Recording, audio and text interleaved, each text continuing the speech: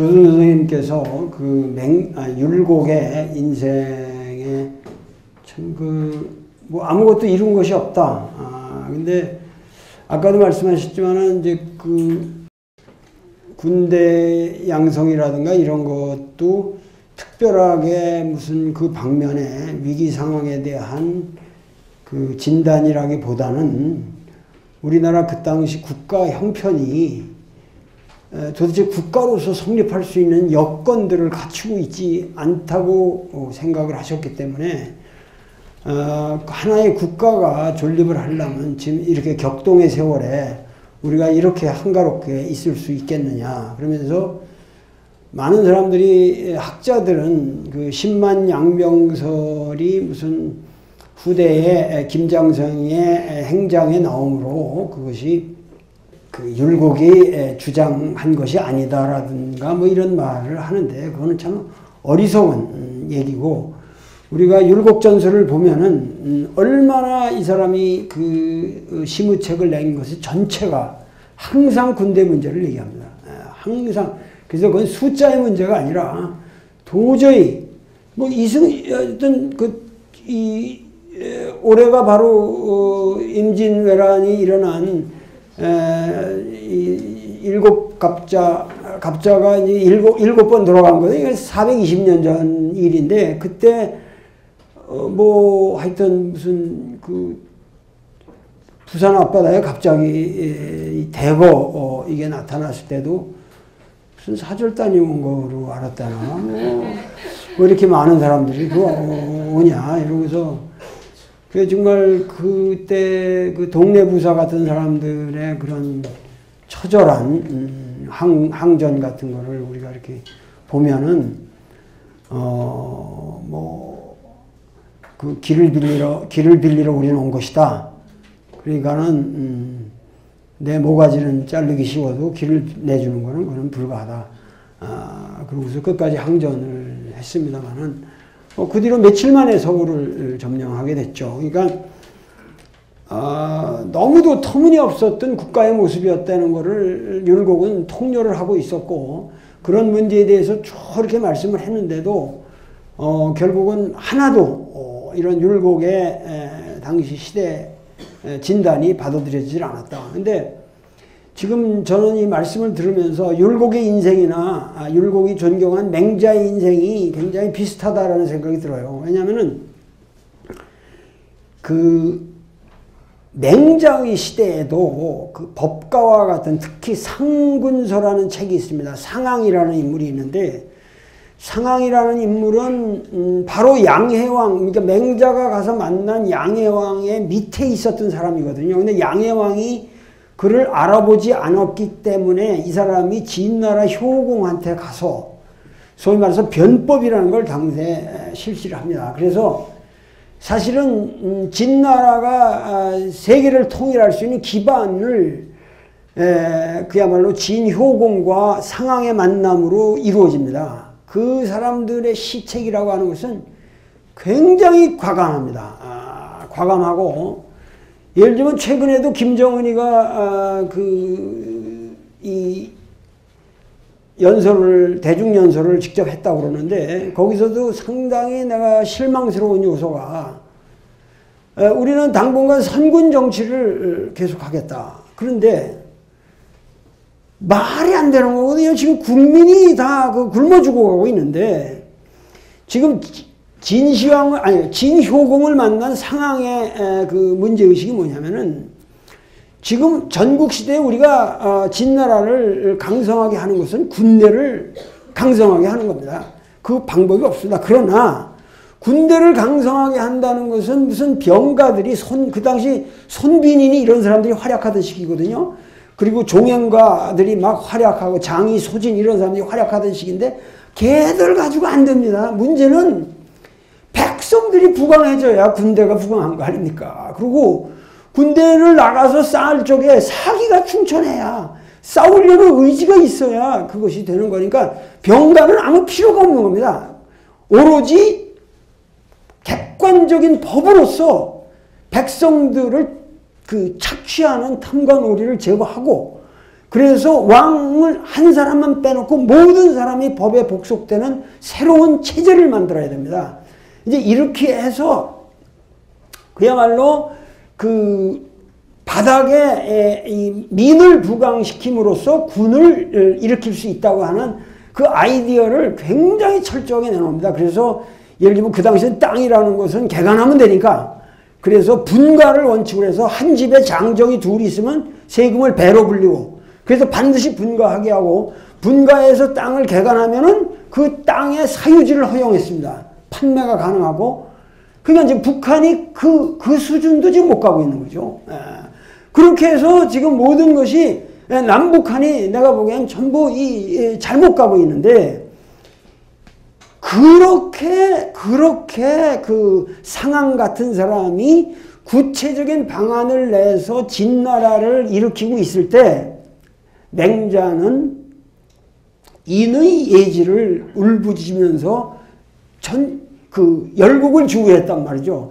그러니까 사마천이가 뭐라고 그랬냐면은 맹자의 생각은 당시의 군주들에게는 너무도 우활한 얘기였다. 너무 멀고 현실성이 없는 답답한 얘기였다는 얘기죠. 왜냐하면 상황 같은 사람들이 변법을 해서 구체적으로 국가를 갖다가 이렇게 강력하게 만드는 여러 가지, 정말 요새 말로 하면 레알 폴리틱의 하나의 그 리얼 폴리틱이 막 진행되고 있는 반에 맹자는 이렇게 했다면, 그러면 맹자의 인생이라고 하는 것은 그 사람도 16년 동안을 주유하는데, 율곡 선생도 마찬가지였지만은 사실은 맹자의 삶이라는 건 철저한 실패의 삶이에요. 하나도 받아들여지지 않으니까요. 양해왕도 그걸 받아들여지지 않고, 제선왕도 받아들여지지 않고, 그래가지고 나중에 이 사람은 난 끝났다. 내 인생은 별로 아무것도 내가 현실적으로 한 것이 없다. 그걸 자인하고 자기 추나라 고향으로 가서, 그러나 내가 16년 동안 그 고생했던 역사는 이거는 진실한 거기 때문에 이걸 쓰자.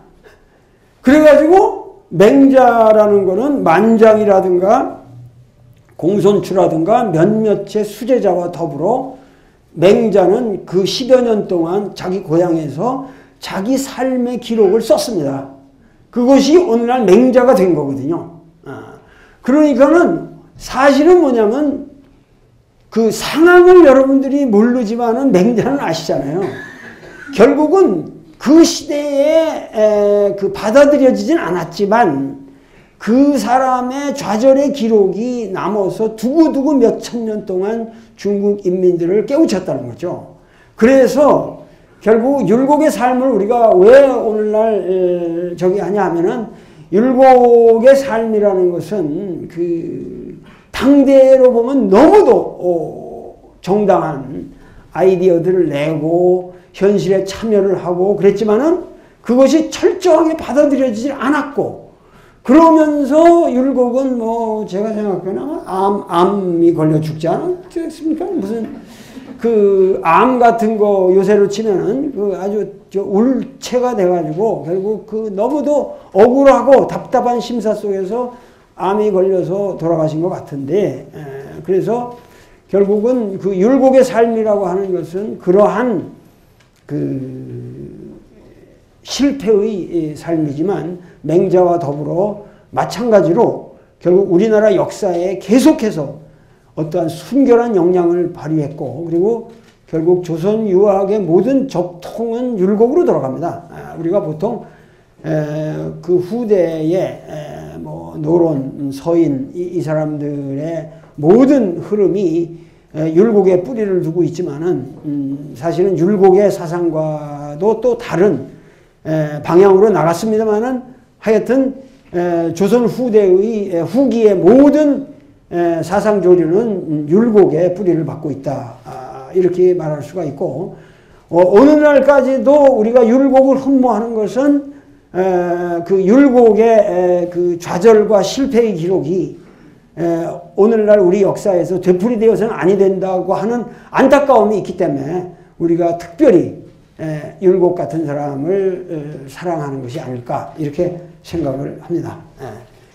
그러면은 선생님께 그 현실적인 문제로 그 율곡에게서 그 우리가 이런 교훈을 얻으면서 이 율곡의 사상이 앞으로 우리 현실과 관련해서 어떻게 뭐 그 율곡의 어떠한 의의라고 할까, significance라고 할까, 뭐 그 앞으로 전개될 한국의 역사에 있어서 어떠한 역할이 있을 것이며 또 앞으로 어떤 방식으로 우리 민족이 나가야 그 율곡사상과 관련지어서 우리 현실에 우리 미래를 어떻게 바라봐야 하는가, 가장 중요한 우리 민족의 지금 이슈가 뭘까,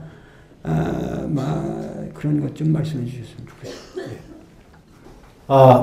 갑자기 이렇게 도올 선생이 문제를 제기해서 했습니다만 평소 생각을 한 것을 다소 그 관련 지어서 말씀을 드리자면 이렇게 되겠습니다. 우리나라는 지난 말하자면 그러니까 한 50년 동안 뭐 건국 이래로 그랬다 해도 과언이 아닙니다만 이 모든 능력을 경제 건설에 두어왔습니다.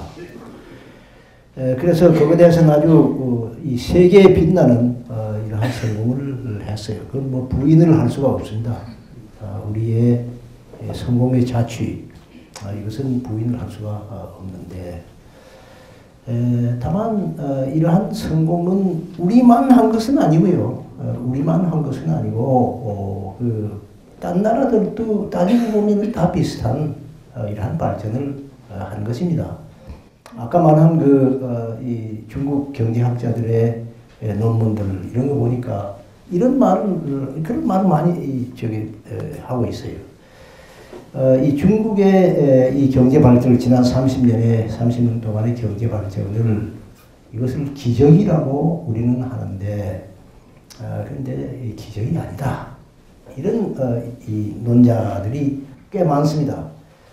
주로 말하자면 어떻게 보면 말하자면 우파라 할까요? 또 어떻게 보면은 좀 나이가 많은 이런 말하자면 그런 기성 대가라 할까 이런 분들의 논문 꽤 그런 게 많이 보였습니다. 거기에 비해서 약간 뭐 지금 우리가 가지고 늘 보도에 접하고 있는 그 보시라의 이런 좌파 말고요. 보다 더 말하자면 온건한 지금 체제를 이끌어가고 있는 이런 사람들 중에서의 다소 말하자면 이 노선 변경을 해야 된다라고 주장하는 학자들, 이러한 사람들이 있어요. 거기에도 그러니까 말하자면 어떤 의미에서는 우파가 있고 좌파가 있습니다. 중국의 사상, 경제 사상 중에서. 그 사람들은 이야기가 이거는 아니다. 우리는 확실히 엄청난 그러한 기적을 실현을 했다. 이렇게 주장을 합니다. 뭐 그에 대해서 자세한 말씀을 하지 않겠습니다만, 말하자면 그런 것을 보면은 나 자신의 느낌은 뭐냐면 역시 기적이라 해야 된다. 난 그렇게 보고 있어요. 우리나라의 업적, 이것도 좀 중국의 업적과는 다른 의미에서 이것은 거의 기적에 가까웠다. 그런 경제 발전을 이룩했습니다. 그러나 요즘 이 전 세계를 보거나 우리나라를 보건대 가장 문제가 되는 것은 말하자면 이 도의의 추락이다. 이렇게 말할 수가 있어요. 도의라고 하는 것이 땅에 떨어졌단 말이에요. 이것은 어떻게 보면은 난 생각해요. 경제 개발보다는 훨씬 더 어려운 일이다. 이렇게 생각을 합니다. 도의가 이 떨어진 이유는 결국 교육에 문제가 있었다. 이렇게 보지요. 결국 교육은 누가 하느냐? 부모가 해야 되지 않습니까? 교육의 책임자는 일할 첫째는 부모죠. 부모, 가정, 이것이 교육의 기본입니다. 어느 나라든지 마찬가지죠. 그리고 나서 학교가 있고, 그리고 뭐 사회가 있고, 가정과 학교와 사회. 이게 다 합쳐가지고서 국민의 수준을 올리고, 도덕적으로 이 낮은 국민을 이것을 높이 만들 수가 있습니다.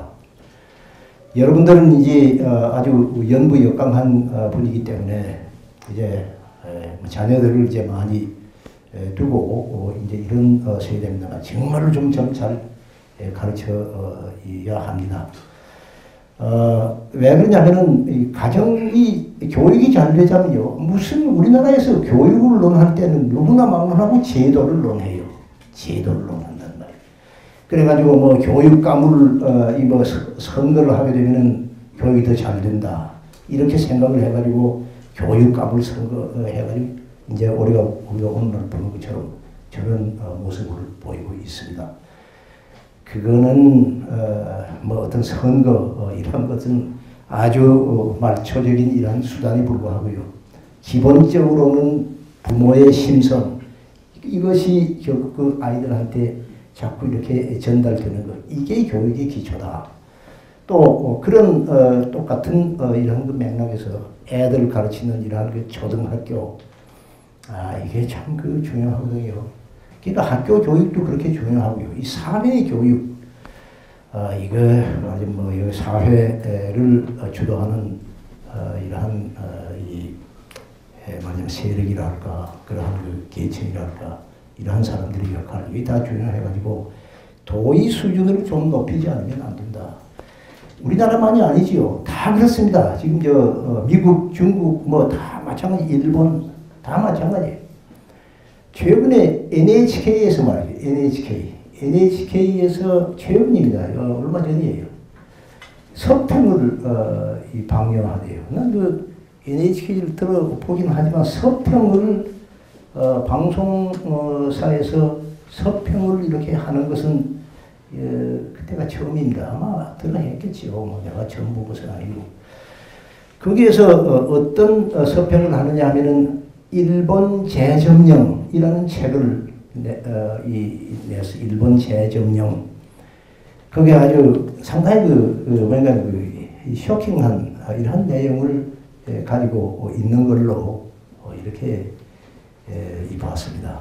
그리고 일본 사람한테는 상당히 프로보카티브한 말이에요. 상당히 도전적인 이러한 내용으로 이렇게 모두 인식을 하고 있는 것 같아요.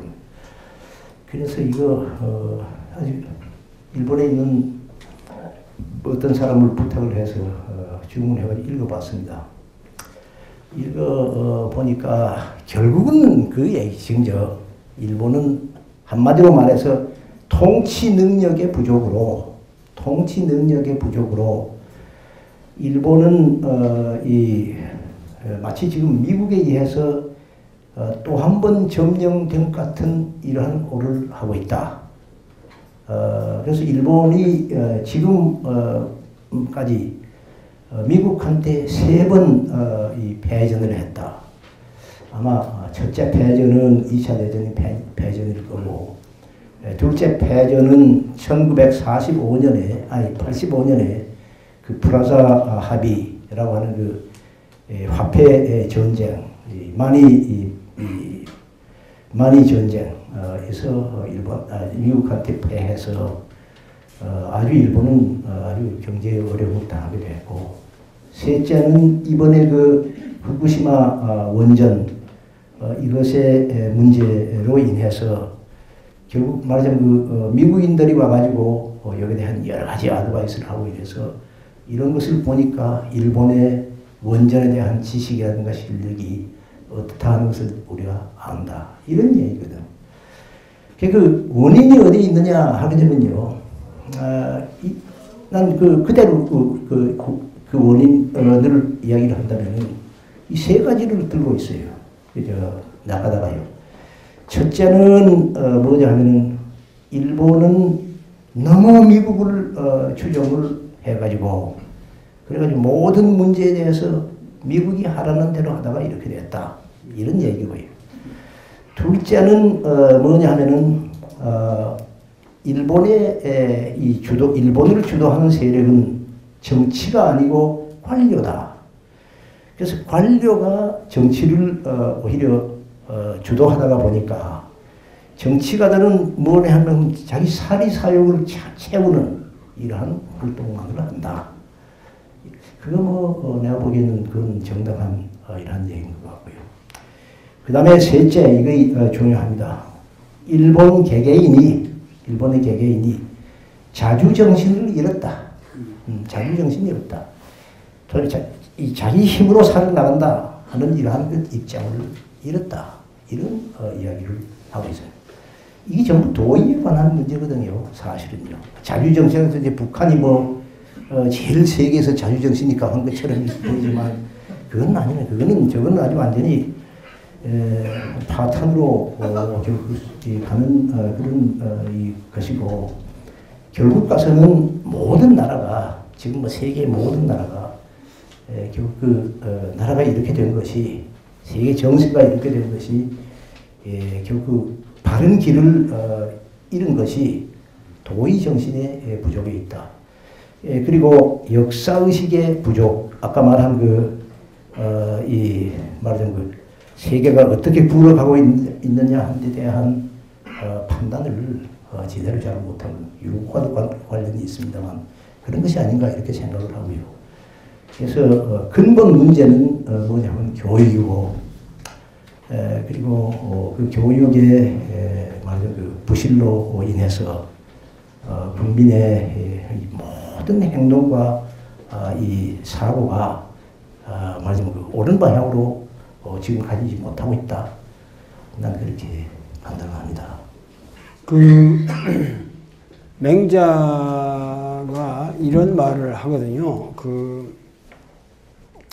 가뭄이 들어서 결국은 모든 작물이 아주 그냥 비실비실하고 이렇게 다 생명을 잃어가지만 그래도 제대로 된 장대비가 패연하게 한번 내리면 그 시들었던 그 땅에서 다시 푸른 싹들이 발연하게 올라온다. 그래서 항상 무슨 얘기냐면은 우리 역사라는 것이 제대로 된 맹자의 지금 제대로 된 리더십이 그 역사에 들어서기만 하면 순식간에 그 백성의 문화들은 거기서 또다시 새롭게 싹이 올라오게 되어 있다. 지금 사실은 그 맹자라는 책을 제일 처음 여러분들이 펼치시면은 지금 하신 말씀이랑 똑같은 얘기가 나오거든요. 양해왕이 그 맹자가 왔을 때 맹자를 맞이하면서 우리나라에게 무슨 이익이 있겠습니까? 하고 리오국을 얘기했을 때 여기도 지금 이 율곡이 아까 계속 리가 나쁘다는 말씀을 하셨는데 그 무슨 얘기냐면은 그러니까 맹자가 왜 하피월 리 하면서 만약에 당신이 리를 말하시면은 그 밑에 대부도 어떻게 나의 오가를 리롭게 할 것인가를 고민할 것이고 생각할 것이고 그 밑에 있는 서민들도 사서인들도 어떻게 내 몸 하나를 리롭게 할 것인가라고 하면서 그렇게 되면은 상하 교정리라 아래 위로 전부 서로 리를 다투게 되면은 그렇게 되면 국가가 위태롭게 된다. 그러니까 지금 말씀하신 대로 우리 민족이 해방 후 여태까지 경제 발전을 위해서 굉장히 노력한 것은 성공적인 사실이었지만 여기에 대해서 그 경제 발전에 걸맞는 어떠한 도덕이라든가 결국 인의의 정치. 인의의 정치라는 거는 그 한마디거든요. 맹자의 경우는 딴 말에 아무것도 없어요. 딱 이 사람의 얘기가 여민동락에 여민해락이라는 말도 쓰지만 모든 것을, 모든 재화라든가 이런 것을 그걸 부정하는 것이 아니라 그것을 백성과 더불어 같이 즐길 줄 알게 되면은 그것은 선이라 이거예요. 그래서 이 사람이 말하는 것은 모든 당대 군주들의 문제가 동락이라고 그랬거든요. 혼자 즐기고 혼자 헤쳐먹는 것이다 그 말이죠. 동락이다. 그래서 이 동락에 반대해서 이렇게 하는 거기 때문에 모든 사람들이, 그러면 바른 리더십이라는 건 뭐냐? 그 리더십이 모든 사람들이 골고루 한국에서, 그럼 우리가 한국에서 사는 모든 사람들이 가급적이나, 그게 완전히 균분할 수는 없겠습니다만은 서로가 서로를 돕고 어떠한 도의적으로 서로를 비난하지 않을 만큼 어떠한 그 공통의 그 컨센서스를 가져가는 정치를 해야 되는데 남북한이 모두 다 잘못 가고 있는 게 사실이란 말이죠. 우리는 쓸데없이 개천이나 파고 앉았고 북한에서는 쓸데없이 하늘만 파고 있는 거야. 하늘에다 개천 파고 앉았고 이러니까 결국 국민의 시급한 정책이라든가 이런 거를 전부 쓸데없는 데 낭비하고 있지 않습니까? 그러니까 이렇게 되니까 이건 리더십이 잘못되어 있다는 거죠. 그는 박근혜가 대통령 돼도 상관없어요. 근데 대통령이 네가 되려면 정확하게 우리 민족의 미래가 바른 정치가 되도록 바른 리더십을 보여주면 된다는 거죠. 근데 그런 거를 여태까지 안 보여주고 그냥 웃기만 하고 미소만 가지고 뭐 아무런 정책이 나오질 않았기 때문에 우리가 불안감을 갖는 거란 말이죠. 도대체 당신의 비전이 뭐고 당신이 구체적으로 이 민족을 위해서 할 게 뭐냐. 아니 그걸 확실하게 보여주면 뭐 전부 지금 야당 띨띨한데 그나마 그 여자 별로 실수는 안 하니까 오케이 좋다 이거예요. 지금 그런 게 문제가 아니지 않습니까? 우리가 지금 원하는 것은 어떻게 하면은 지금 그러한 전체적인, 근데 그것이 소위 말해서 이 사람이 얘기하는 게 뭐냐면은 왜 지금 얘기하냐면 그러니까 항산이면은 항산이 없이 무항산이면은 무항신이라는 말 자체가 인의 도덕이라는 게 항상이 있어야 백성들에게는 도의심이 생겨난다는 거죠. 그런데도 불구하고 우리는 그러한 지금 항산의 균분이라든가 이런 것이 이루어지지 않기 때문에 서로 질투하고 서로 비난하고 서로 시기하고 이렇게 되는 상황으로 가고 있지 않습니까? 그래서 이런 상황에서 어떻게 우리가 이 지금 말씀하신 도의를 일으키느냐. 이것은 1차적으로 선생님 말씀대로 우리가 개개의 그 부모가 자식을 잘 가르친다고 하는 그런 문제지만 또다시 지금 순환논법으로 우리가 아무리 자식을 잘 가르치고 싶어도 이놈의 사회가 그 아주 wrong structure를 가지고 있어요. 잘못된 구조를 갖고 있고 애들이 아무리 내가 잘 가르쳐도 내 문 밖으로 벗어나면 나쁜 거를 배우는데 그리고 이 땅의 지도자들이 전부 도둑질을 하고 전부 매일 거짓말을 하고 전부 자기 착복만 채우려고 하고 그러니까 지금 교정리죠. 상하 리만 다투고 있는 이런 상황에서 과연 우리 민족이 교육이라고 이 도의를 어떻게 기를 것이냐. 이것은 지금 뭐 이 율곡에뿐만 문제가 아니라 우리 전체 민족이 앞으로 어떻게 정신 차려서 지금 우리나라가 그래도 과거로부터 우리 민족이 그래도 세계적으로 존경을 받아온 것은 이게 아주 소박한 얘기지만 이 동방예의지국이라는 말이 이게 헛말은 아니다 이거예요. 지금 사실 일본이나 중국에 비하면 그래도 한국 사회는 예의가 있는 나라입니다 이게. 지금 젊은 애들이나 모든 사람들 그래도 내가 길거리 다니잖아요. 다 저래요 나한테. 다 인사가. 근데 외국 사람들이 와서 보면 깜짝 놀라요. 그 불가능한 그 어느 데도 지금 노암 촘스키가 걸어간다 그러는데 누가 길거리 와서 인사합니까? 절대 안 그렇습니다. 중국 사람들도 와서 그런 거 보고 이 나라는 진짜 특이한 나라다 그래요.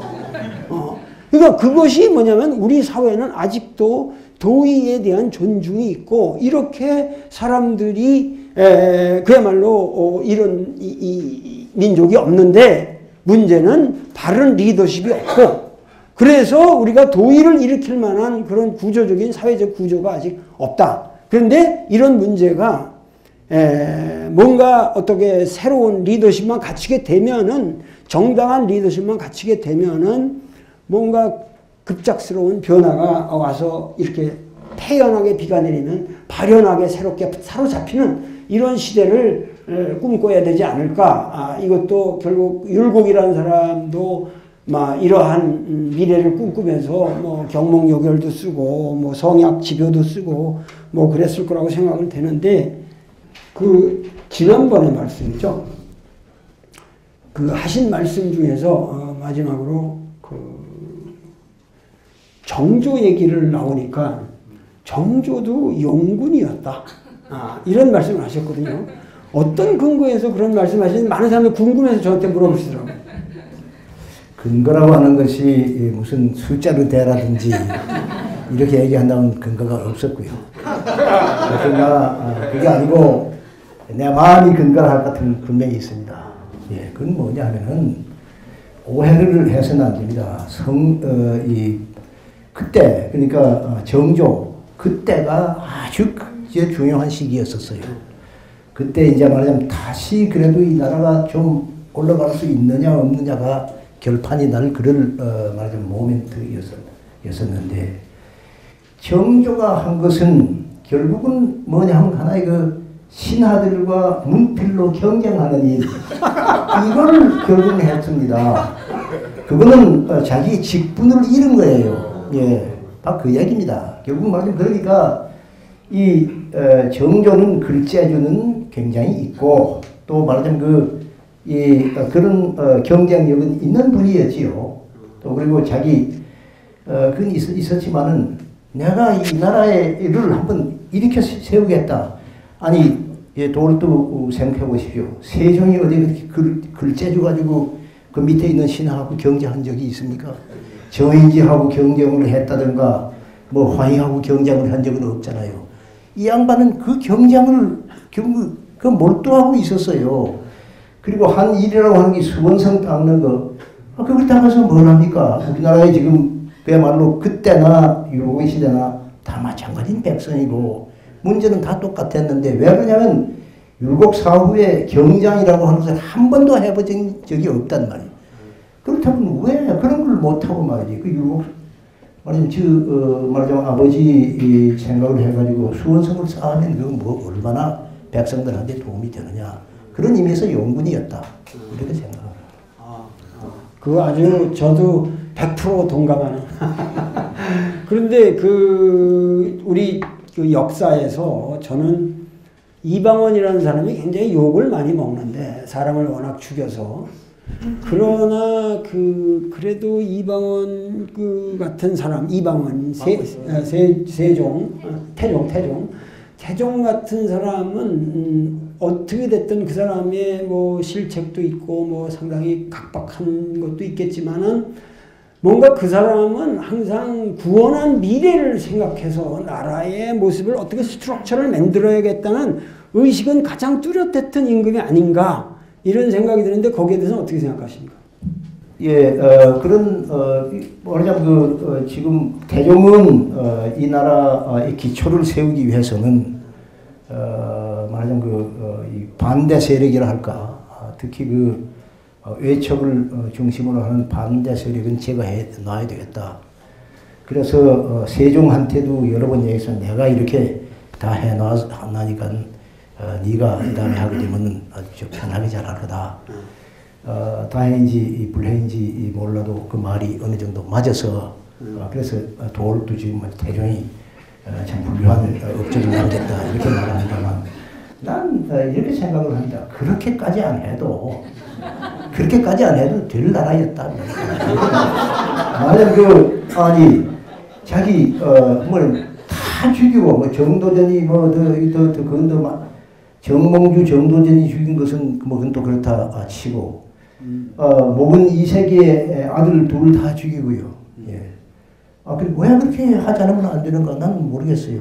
그리고 또 자기 처남들 다 죽이고, 처남들이 무슨 아니 그 민씨가 아주 녹았어요. 이 대중 때문에. 그렇게까지 안 해도 약간 좀 말하자면 그런 문제의식만 가져도 다 되는 건데 이 양반 나는 그렇게 봅니다. 천성적으로 내가 솔직히 천성적으로 포악한 사람이에요. 아니 자기 아버지 그저 황응석 자기 아버지가 오는데 화를 쏘지 않았습니까? 그런 인물이었었는데 물론 나라를 다스리는 자니까 그런 면도 있었긴 했겠지만 그 점은 부인할 수가 없지 않나 이런 생각이에요. 그런데 제 생각에는 역시 태종도 그렇게 좀 너무 과하게 한 측면도 있겠지만 우리 역사가 결국 그 조선 왕조 전체를 우리가 볼 적에 역시 가장 잘못 간 것은 그 세조가 단종을 그렇게 폐위시키고 그렇게 함으로써 너무 당대 살아남은 지식인들에게 모멸감을 주었고 그것이 훈구파와 신진사림의 대립을 계속 가져왔고 그렇게 해서 우리나라 역사가 어떻게 좀 그 어떤 지식사회가 분열되는 오늘날까지 그런 어떤 스트럭처가 오늘날 뭐 새누리당 사실 뭐 새누리당하고 우리가 뭐 민주당하고 꼭 싸워서 우리 역사가 그 해결될 것도 아닌데 그 문제는 대의를 위해서 서로 헌신하는 자세들이 없다 이 말이에요. 지금 모든 것이 북한도 그렇고 남한도 그렇고 대의를 위해서 우리가 서로 이민족을 생각하자 이런 자세들이 있어야 되는데 그런 지금 선생님께서 계속 중국 사람들을 놓고 독특하다는 말씀이 뭐냐면 중국 문명의 특징이 뭐냐면 중국 사람들이 과격한 게 없다는 거죠. 어느 한 면으로 치우치질 않고 이렇게 소리 없이 뭔가 그 역사를 만들어가는 뭐 저력이 있다는 거예요. 이거는 어느 나라에서도 볼 수 없는 어떤 특별한 뭐가 있다. 그거를 나는 유교의 힘이라고 본다. 이런 말씀이 우리 첫 시간부터 계속 지금 끌고 가고 계시거든요. 근데 그런 의미에서 한국인들은 진짜 유교를 아직도 못 배운 놈들이다. 이놈들은 그냥 유교라는 걸 가지고 그냥 이념적으로 쌈박질만 하는 유교지 그런 중국인들이 갖고 있는 깊이 있는 흐름을 못 배웠다. 그런 게 볼 적에 그 세조의 찬탈에 대해서는 어떻게 생각하십니까? 이게 참, 도리 말씀하시니까 또 뭐 안 할 수 없습니다. 세조는 그 리더로서는 솔직히 참 아주 그만이었습니다. 이제 자기 아버지보다는 훨씬 더 나은 사람이었어요. 그건 무슨 얘기냐 하면은 세조는 나라를 다스리는 것을 마치 과거도 그런 얘기를 많이 했습니다만 이 오케스트라의 지휘자 같이 했어요. 그래서 세조는 이 자기 신하들을 참 이 적재적소로 잘 부려먹었어요. 예, 그래가지고 가령 이를테면은 말하자면 이 학자로서는 뭐 정의인지라든지 신숙주라든지 그거 다 상당한 수준의 학자 아니겠습니까? 그렇고 그 다음에 테러 단장 같은 거, 이런 또 모사들 한여회 같은 이런 말하자면 모사는 모사대로 써먹고 그리고 이 주먹자인 또 주먹자인으로 써먹고 말이지. 그리고 별별 이것은 마치 오케스트라를 지휘하는 것처럼 이렇게 신하를 골라서 쓰는 능력을 가지고 있었다. 일사불란했지요, 사실은. 다만 처음에 이야기로 돌아가가지고서 그런 사람이 왜 말하자면 단종이라고 하는 어린 인구물 나쁜 짓도 한 적도 없고 자격이 미달한 것도 없는데 왜 좀 도와서 할 생각이 없었느냐. 이것은 뭐 타당한 이야기고 또 그 당시 많은 많은 훌륭한 그 당시 조신들을 죽였지요. 황보인이라든지 이렇게 이 김종서라든지 말이죠. 예, 이런 거 참 아주 역사적인 인물들을 다 이렇게 죽이고 막 그런 점이 있었다. 오히려 그래서 부자가 다 비슷했는데요. 다 비슷했는데 글쎄요. 뭐 그렇습니다. 역시 그 조선 왕조에는 그렇게 선생님 마음에 탁 드는 리더가 별로 없었던 것 같습니다. 역사를 일본은 그 동호문답이라는 저서라기보다는 아니고 그 문답형으로 참 율곡답게 말이지. 상대방이 물으면 답변하는 식으로 해가지고 자기 의견을 피력한 그런 게 있지요. 동호문답에 보게 되면은 아주 점수가 나쁩니다. 그 당시까지 그러니까 율곡 시대까지의 임금과 이 신하에 대한 점수가 굉장히 박해요. 제일 아주 칭찬을 많이 한 것은 세종이고요. 그건 성문이었다 이렇게 말씀을 하고 그건 뭐 다 그렇고 나머지는 아직 얘기도 없습니다. 신하에 관해서도요. 신하에 관해서도 이 황희라든가 이런 사람들 그건 뭐 다 유속에서 조금 그저 벗어난 이런 사람들이지 뭐 대단할 게 없다. 정몽주는 이것은 그 충신이었지 뭐 학문이랄 것이 없다. 뭐 이런 식으로 자기 마음엔 다 안 들었겠죠. 그래서 말하자면 선조가 그리고 성종은 성군이 될 자격이 충분히 있었는데 불행하게도 성종 밑에는 신하가 제대로 잘 못 돼가지고 도움이 없었다. 그런 얘기를 하고 있습니다. 그래도 옳은 평가라고 봐야 될 거예요. 네. 그 동호라는 게 여러분들 저 동호대교 아시죠? 옛날에 거기 동쪽 거기 무슨 호수가 실제로 있었나 보죠. 그래서 거기에 사람들이 전부 그 사가독서라고 해서 거기서 그 호숫가에서 독서하고 그 과거 급제하에서 벼슬하는 사람들이 일정한 시기 거기 가서 이렇게 지내는 그런 곳이었습니다. 그래서 우리가 동호문답이라는 건 거기에 있는 시절에 거기에 있던 시절에 그 동호대교 근처입니다. 그 넘어가기 전에 강북 쪽으로 막 그런 적인데 마지막으로 그 경제학자로서 그리고 선생님께서 그 하신 말씀에 중요한 말을 기억하는데 제 제자 중에 그 고전 번역원에 들어갈 적에 선생님께서 그 훈시를 하면서 학생들한테 훈시를 하면서 나의 인생에 내 인생에 어떠한 결정적인 그 도움을 주는 결단의 그 기준은 영어라든가 경제학에서 온 거는 별로 없다. 역시 나의 한학 소양이 오히려 나의 인생의 그 결단에 항상 그것이 나의 밑받침이 되었다. 이런 말씀을 하셨다는 것을 우리 제자가 와서 말하거든요. 예, 지금 도울 말씀대로 그대로입니다. 그 다음에 미국 가가지고 경제학 배우고, 그게 결국 말하자면 결국 그 여러 가지 카리아에 아주 결정적인 요소가 되었지요. 그렇지만, 결국 생활을 하는 태도라든가 어떤 중요한 시기에 있어서 내가 뭐 중요했다 그래봐야 세상에 볼 때는 뭐 하찮은 일이었지만은 그런 것들은 말하자면 그 노노맹자에서 궁극적으로 나왔습니다. 왜 그러냐면은 난 우리 참 부친이 결국 학자는 아니었어요. 학자가 될 노력을 별로 하시지도 않았고 그런데 아니지만 한문을 잘 하셨고요.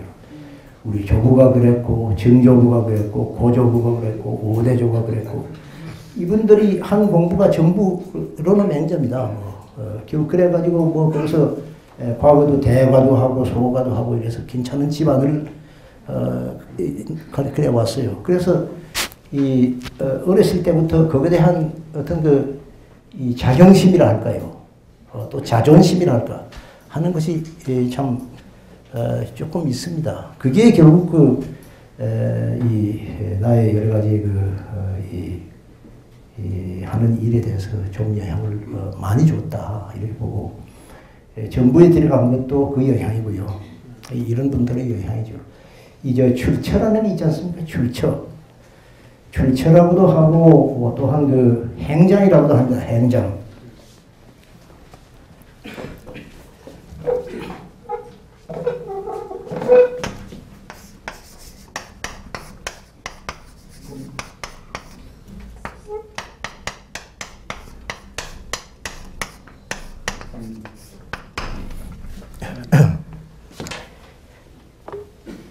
저 행자자, 행은 뭐냐 하면은, 어떤 벼슬을 하러 나간다 하는 이 행이고요.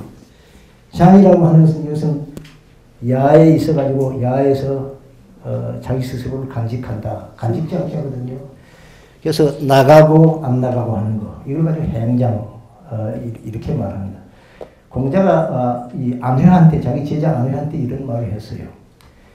용지즉 행하고 쓴 적은 내가 행하고 나를 쓰여주는 사람이 쓰려고 하는 사람이 있으면 내가 나가고, 사지직자이라 나를 놔주면은 가거라 하게 되면 난 기꺼이 또 나와서 또 야에 묻힌다. 아니 그것이 유와 여의 유시부라, 나와 더불어 내가 내만이, 나와 내만이 이것을 잘 알고 있구나. 이런 말을 한 적이 있거든요. 그래서 행자이라는 게 그런 얘기. 출처도 마찬가지예요. 출처는 이것은 벼슬 하러 나간다 하는 얘기고, 처는 이것은 야에 처한다 이거거든요. 나가고 안 나가고. 이런 말하자면 뭐 자기 자신에 대한 문제이고, 이런 거 할 때도 결국은 말하자면 이런 거기서부터 이런 게 나왔고요. 내가 예전에도 그 얘기를 했으니까 이제 경제기획원에 있을 적에 가끔 우리 그 공무원들 많고 율곡 얘기를 많이 했습니다. 율곡 얘기를 아주 그대로 많이 했어요. 그게 다 영향이죠. 마지막으로 지금 참 이 기나긴 강의를 해주신 데 감사하고, 마지막으로 그래도 칼결하게 지금 이 복잡한 시대를 당해서 혹시 경제학자로서 우리나라가 지금 경제 정책이라든가 어떤 방향에서 가는 것이 정도일 것이다라는 간략한 말씀만 한번 해주시죠. 뭐 하죠. 이제 늘 뭐 하는 얘기입니다. 뭐 텔레비전에서도 들어가고 그런 얘기를 하는 사설에서도 얘기라고 하는 말입니다만, 우리나라가 제일 큰 문제는, 전 세계가 그렇습니다만 제일 큰 문제는 좋은 지도자를 뽑는 겁니다. 그게 무엇보다도 중요한 문제. 도울 선생이 누누이 강조를 했습니다만, 말하자면 좋은 지도자를 뽑고 좋은 정부를 만드는 거, reinvention of the government, 정부를 다시 reinvention, 이게 아주 난 미국이 그렇다고 봅니다. 미국이 그걸 안 하면요, 지금 잘 안 된다 앞으로 이렇게 보고 있어요. 우리나라 사람들은 전혀 그렇게 생각을 하고 있지 않는데, 난 미국도 역시 reinvention of government, 이것이 굉장히 필요하다 이렇게 봅니다. 그게 참 굉장히 중요하고, 경제 정책으로서는 이렇게 봐요. 이제는 이 자본주의는 이거 튼튼한 자본주의입니다. 이 자본주의가 뭐 무너지거나 이건 없어요. 앞으로 보십시오.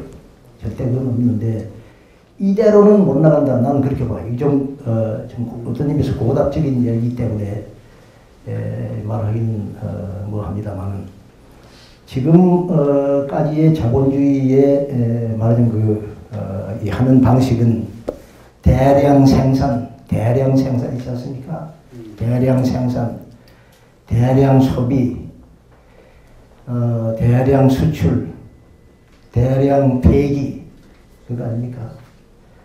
그래가지고 어떤 결과를 얻었냐 하면 이제 자원의 고갈, 환경의 폐기, 그리고 나아가서는 뭐냐면 그 양극화, 소득 분배의 양극화, 이런 것을 가지고 왔습니다. 그것이 없이는 대량 생산, 대량 수출, 대량 소비, 대량 폐기, 이것이 불가능하다는 말이에요. 연관이 있는 얘기입니다. 그래서 이것을 하기 위해서는 이제는 그 자본주의 지도 방식을, 어려운 얘기입니다. 이건 뭐 쉬운 얘기는 아니지만, 그렇게 말은 지금까지는 자유만 외쳤단 말이죠. 자유만 외칠 것이 아니고요. 자유 플러스 말하자면 평등. 본래 자유라는 말은 이게 이제 사실 영국의 사상입니다. 자유라고 하는 거는요. 영국만의 사상은 아니지만 영국에서 주로 한 사상이고, 영국에서는요 평등이라는 사상이 없어요. 옛날부터 사실 기본적으로 없습니다. 평등이 있는 이 사상은 프랑스지요. 프랑스입니다. 예, 에갈리테라는 게 프랑스 사상이에요. 그래서 지금은 그런 것을 염두에 두고 경제 정책도 아까 말한 대로 대량 생산, 대량 소비, 대량 폐기, 이게 이렇게 해서는 안 된다. 만약 그것을 이 강조를 하다가 보면은 총 수요가 없어져요. 예, 총 수요가 이제 그야말로 에그리게이트 디맨드, 총 수요가 없어집니다. 그러게 되면 다 같이 실패를 한단 말이에요. 예, 그렇다고 보고 있습니다. 그래서 경제 정책의 기조도 그렇게 바꿔줘야 할 것이다 이렇게 봅니다. 하여튼 뭐 예를 들면 우리는 서양 학문이라는 게 항상 어떤 이즘을 강조하게 되면은 하나의 일관된 것을 주장하기 때문에, 케인스 경제학에 들어오면 케인스 방식으로만 모든 게 일관되고, 뭐 프리드만이 오면 프리드만 방식으로만 가고, 이런 것이 아니라 그야말로 우리 중용의 동양인들은 항상 우리가 처한 시점에서 뭐 프리드만이 필요한가 하면 케인스도 필요할 것이고, 모든 게 그 자유와 이 평등이라고 하는 것들을 적절하게 그 우리의 상황에 맞게 시중에 발현되도록 활용하는 것이 우리의 나는 과제 상황이다. 그리고 그것이야말로 진정한 주체의식이 될 것이다. 그래서 북한도 진정한 주체를 못하고 그냥 과격한 일면으로만 가고 있고, 우리도 그러한 상황에 돼 있는데, 이러한 상황에서 선생님이 여기 와서 해주신 말씀들은 정말 우리 시대에 아주 바른 가치의 기준이 되는 말씀들이라고 생각하고, 더군다나 선생님다웁게 그러한 오늘의 얘기를 그 4번이라는 장시간에 걸쳐서 율곡을 통하여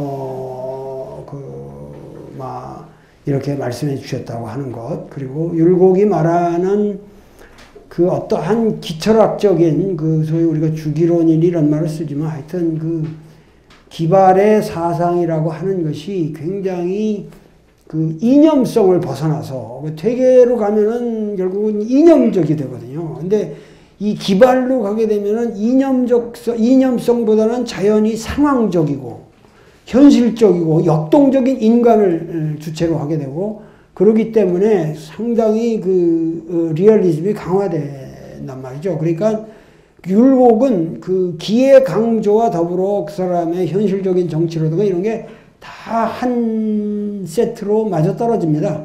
그런 의미에서는 조선 왕조에서 율곡을 따라갈 사상가는 없다. 그러나 그 거대한 집대성이라는 의미에서는 이제 후대의 다산 같은 인물을 우리가 또 들 수 있겠지만, 조선 그 500년의 사상사를 통해서 역시 그 율곡과 같은 위대한 인물은 참 찾아보기 어렵다. 하여튼 조금 더 율곡에게도 자유로운 기회가 허용되었더라면 얼마나 율곡과 같은 천재가 이 역사에 기여했을까. 그런데 우리 역사는 끊임없이 이런 인재들을 족쇄를 채우고 이렇게 역사의 뒤안길로 사라지게 만든다. 하여튼 그런 거 저런 거 생각하면서 만감이 교체합니다만은 우리 조순 선생님께서는 20세기와 그 이전에 장구한 우리 역사를 통관하셔서 우리에게 올바른 가치관을 제시하겠다고 저는 생각합니다. 이러한 조신 선생님께 우리가 전부 일어나서 박수를 쳐드립니다.